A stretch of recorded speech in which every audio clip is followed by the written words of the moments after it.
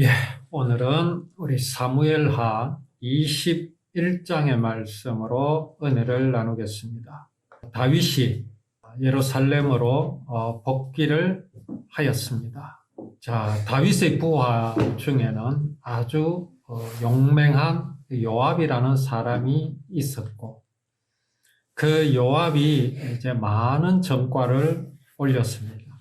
자, 그렇게 요압으로 인하여서 다윗은 많은 승리를 거두었지만, 우리가 지난번에 우리가 20장에서 그 요압의 그 행동들이 다윗의 말을 듣지 않고 순종하지 않는 그런 이제 모습들도 우리가 보았었습니다. 이제 요압이 마지막으로 다윗에게 말하자면은 이제 베냐민 사람들 또 이스라엘 사람들을 이제 선동해서 그렇게 다윗을 향하여 이제 저항하는 그런 마지막 사람이었는데, 요압이 그를 제압을 했지요.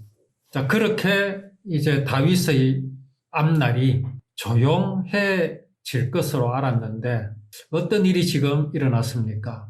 다윗의 시대에 해를 거듭하여 3년의 기근이 있었습니다. 지금 우리나라도 물 부족 국가라고 그렇게 말하는데, 우리는 그래도 3년의 기근이 있었고 그런 정도는 없었습니다.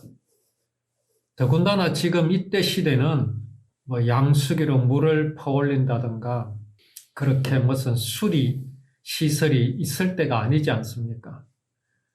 그야말로 이제 하늘만 바라보고 농사를 짓는 이 시대에 3년의 기근이 있었다라는 것은 그야말로 이거는 죽는 겁니다. 굉장히 심각한 거지요. 다윗의 어떤 최고의 위기라고 할 수 있습니다. 적들이 쳐들어오면 막아내면 되고, 혹시 패하면 그냥 승전 국가의 노예로 살아가든지 어쨌든 살아갈 방법은 있습니다. 그런데 기근이 3년 동안 계속되었다라는 것은 이제 한 해가 더 기근이 들게 되면 그야말로 이 다윗이 세운 이 나라는 무너지고 말지요. 방법이 있습니까? 다윗이 이제 하나님 앞에 기도합니다. 어떻게 해서 이런 일이 일어나게 되었는지 묻지요. 하나님께 물었습니다.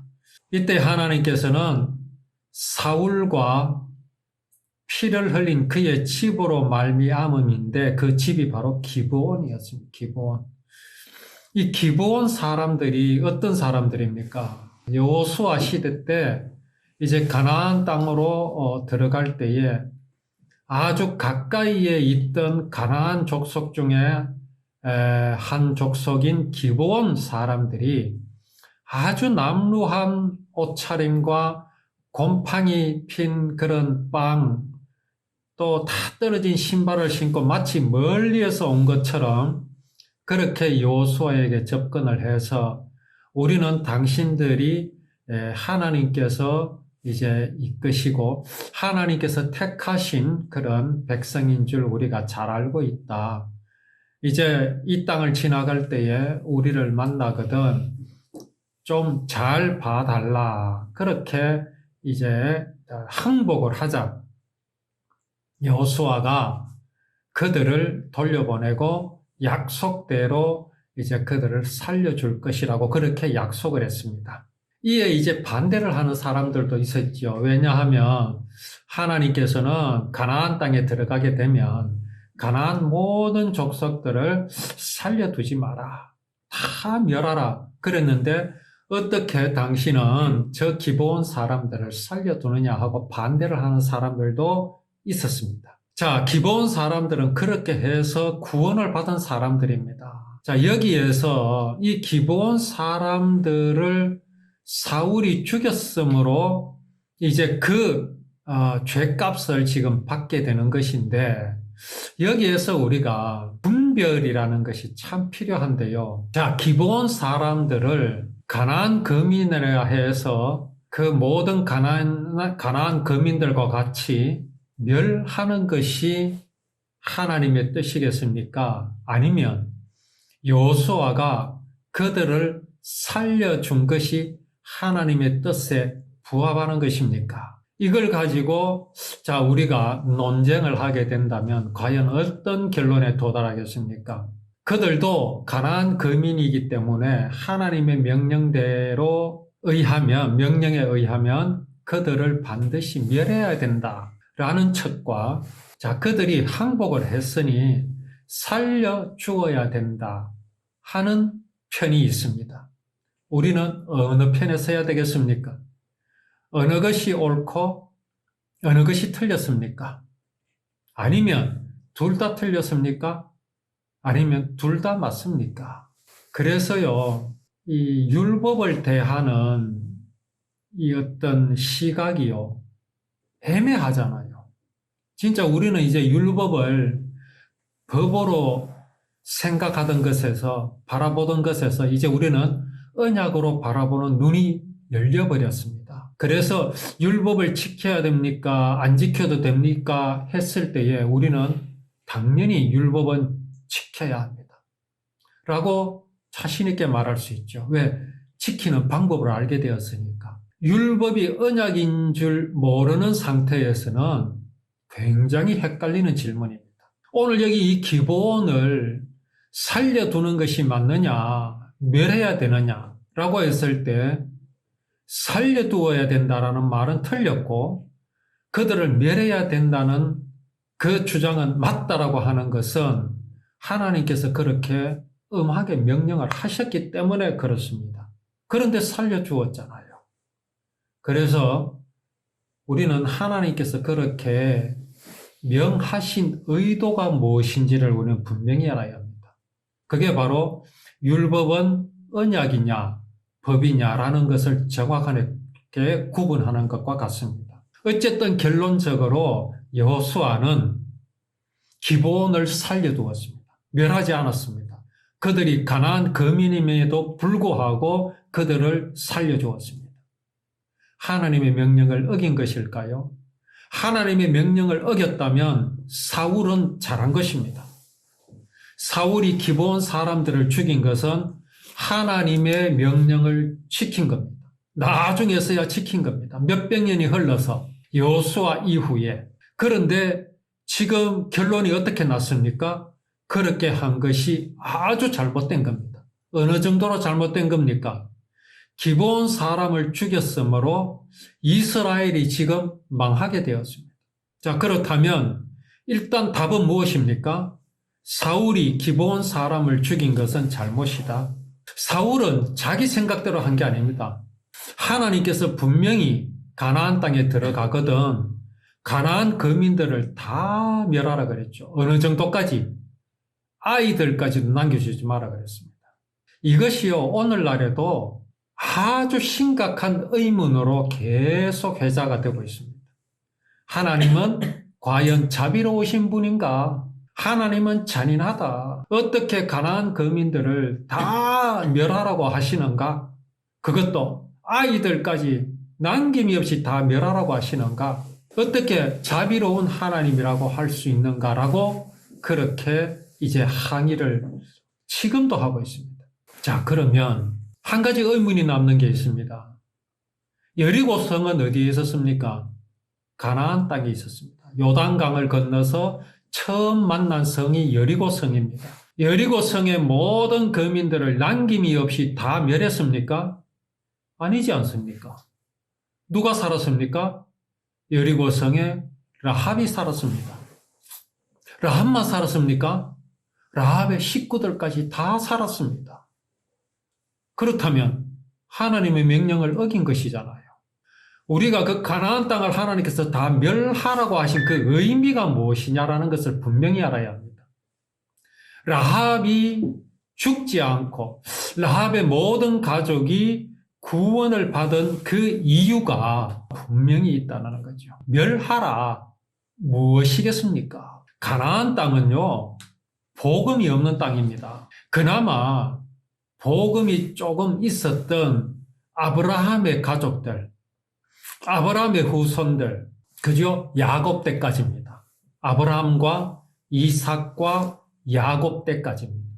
그들이 가나안 땅에 있을 때 복음을 전했습니다. 다말이라는 아주 귀한 가나안 여인이 아브라함 가문, 유다의 가문에 시집을 와서 예수님의 조상을 낳았습니다. 말하자면 그때까지 가나안 땅에는 복음이 그나마 있었습니다. 그런데 아브라함의 후손들이 다 어디로 가버렸습니까? 애굽으로 다 내려갔습니다. 누구 때예요? 요셉의 때에. 가나안 땅은 텅 비게 되었습니다. 복음은 완전히 비게 되었지요. 그래서 몇 년이 흘렀습니까? 400년이라는 세월이 흘렀습니다. 400년이라는 세월이 흐르는 동안 가나안 땅은 누가 정복해버렸습니까? 사단의 세력이 정복했습니다. 사람이 하나님과 같이 될 수 있다고 하는 신념이 가나안 땅을 완전히 정복해버렸습니다. 자, 그렇게 400년을 지나고 이제 하나님께서 이스라엘 백성들을 다시 가나안 땅으로 돌아오게 하셨습니다. 이 역사를 아는 가나안 사람은 한 사람도 없었습니다. 완전히 400년 동안 다 사라져 버렸습니다. 그런데 이스라엘 백성들이 애굽에서 나와서 홍해를 건너고 광야를 건너고 그들이 적들을 만나서 적들을 이기면서 요단강을 건너는 동안 가나안 땅에 사는 여리고성의 라합, 그 소식을 들었습니다. 자, 이 소식을 라합만 들었겠습니까? 아닙니다. 여리고성의 모든 사람들이 다 들었습니다. 그러나 라합만이 어떻게 생각했습니까?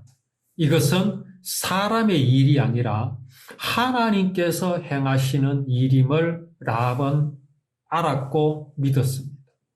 그리고 그들 조상들이 완전히 버렸던, 그나마 가지고 있었던 그 복음에 대한 그 전해 내려오는 아마도 그 소식을 라합은 기억하고 있었을 겁니다.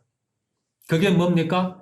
창세기 15장에서 아브라함에게 언약하셨던 아브라함의 후손들이 400년 동안 이방의 객이 되어 있다가 다시 가나안 땅으로 돌아올 것이라는 전설처럼 내려오는 그 전설을 라합은 알고 있던 가운데 과연 아브라함의 후손들이 그 이방의 객이 되어 있다가 400년 만에 돌아오는데 그 돌아오는 그 길에서 그들이 행하는 그 모습들이 과연 사람이 행하는 것이 아님을 라합은 알게 되었죠. 라합은 그렇게 믿게 되었습니다. 그러나 라합 외에 다른 여리고 사람들은 어땠습니까? 라합과 같이 그렇게 생각하지 않았습니다. 그냥 저들은 떠돌이 방랑 생활하는 유목민으로서 지금 우리 땅으로 쳐들어온다라고 생각했습니다. 그러나 라합은 아닙니다. 저들은 그들의 하나님이 약속하신 땅에 돌아오는 것이라 믿었습니다. 가나안 땅을 멸하라는 말씀은요, 그들을 육체적으로 찔러 죽이고 아이들까지 칼로 찔러 죽이고 잔인하게 이제 멸하여 버리라는 그런 의미가 아닙니다. 무엇으로 멸하는 겁니까? 복음으로. 사람이 하나님과 같이 될 수 있다고 하는 그 신념으로 가득 찬 어른들로부터 아이들까지 복음으로 정복하라는 말씀입니다. 그래서 복음에 정복된 사람은 다시 정복할 필요가 있습니까? 죽일 필요가 있습니까? 없습니다. 그래서 라합이 살은 겁니다. 그걸 곧이곧대로 하나님께서 가나안 족속들은 다 칼로 쳐서 죽여라 그렇게 했다고 해서 막 칼로 죽이고 하는 그런 게 아니라는 말씀입니다. 그 아니라는 증거가 라합이 살아 있었다, 살게 되었다라는 것이 바로 그 하나님의 명령이 바로 그 의미라는 것을 바로 증명해 주시는 것이라 이 말씀입니다. 자, 거기에 또 누가 있었다고요? 기브온 사람이 있었습니다. 기브온 사람들이 왜 여호수아를 찾아와서 여호수아에게 항복을 했을까요? 그들의 믿음과 생각이 라합과 같았습니다.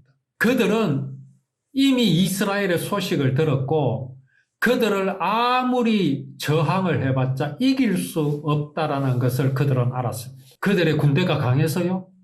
그들의 무기가 강해서요? 아닙니다. 당시에 이스라엘의 군사들은요, 무기가 없었습니다. 칼도 없었고 창도 없었습니다. 그들이 가지고 있던 것은 그냥 막대기입니다. 그들은 농사하는 사람들이 아니었기 때문에 뭐 쇠사랑이나 도끼나 무기로 쓸만한 게 없었습니다. 단지 손이 쥐고 있는 것은 들판으로 양떼를 몰고 다닐 때에 필요한 나무 짝대기밖에 뿐이었습니다. 그걸 가지고 그들은 광야를 40년 동안 지나왔고 적들을 만나서 물리쳤습니다. 기브온 사람들이 무엇이 두려웠겠습니까? 하나님의 언약은 하나님께서 이루신다는 것을 알았습니다. 하나님의 언약이 뭡니까? 저 이스라엘 백성들을 여기 가나안 땅에 머물게 하실 것이다. 이 가나안 땅을 저 이스라엘 백성들에게 하나님께서 주셨다. 라는 그 믿음이 기브온 사람들에게 있었다는 겁니다. 기브온 사람들은 다 멸해져 버렸습니다. 그들의 신념, 그들의 우상은 이스라엘이 애굽에서 나와서 가나안 땅으로 들어온다라는 그 소식 앞에 이미 전멸해버렸습니다. 이게 하나님께서 말씀하신 가나안 거민들을 살려두지 말라라는 의미라는 것을 우리는 분명히 알아야 합니다. 하나님께서 칼로 그들을 멸해라 하신 그 말씀을 곧이곧대로 듣는 그 모습이 바로 율법을 그냥 법으로 알고 지키려는 미련한 모습과 같습니다. 하나님의 의미를 모르는, 말씀의 의미를 모르는 그 사울의 그 행함, 이걸 오늘날 교회에 그대로 들고 가서 한번 물어보십시오. 사울이 기브온 거민을 죽였다라는 것이 잘한 것입니까? 잘못된 것입니까? 그러면 이구동성으로 말할 겁니다. 잘못된 것이라고.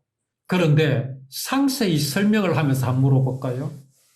하나님은 분명히 신명기에서 말씀하시기를 가나안 땅에 들어가거든 그들을 살려두지 말라.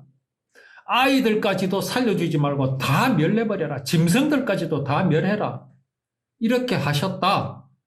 그것을 사울이 지켰다라고 다시 묻는다면 오늘날 교회의 교인들은 답을 못할 겁니다. 아, 그러면 사울이 잘못한 게 아니네 라고 말할 겁니다. 그런데 왜 사울의 그 행함 때문에 지금 이스라엘이 3년에 거듭하여 기근을 당하고 있습니까?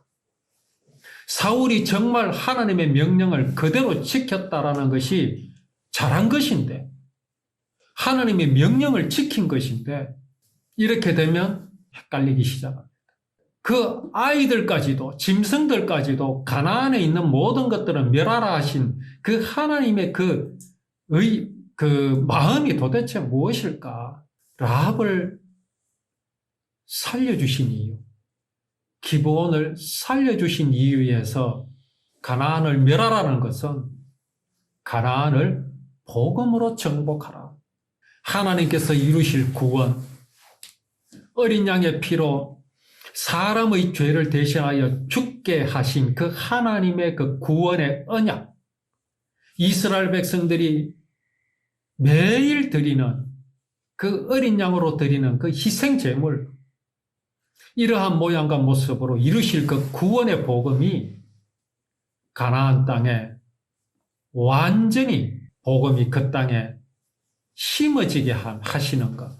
그렇게 함으로써 가나안 사람들이 가지고 있는 신념, 우상, 사람이 하나님과 같이 될 수 있다고 하는 그 신념이 가나안 사람들의 생각과 마음 속에서 완전히 멸하여지도록 하나님께서 가나안 땅의 모든 것을 멸하라 하신 그 명령의 본뜻이다 라는 사실을 우리가 오늘 이 말씀 속에서 분명히 붙잡아야 할 것입니다. 우리가 이후에 또 말씀을 오후에 계속 나누도록 하겠습니다.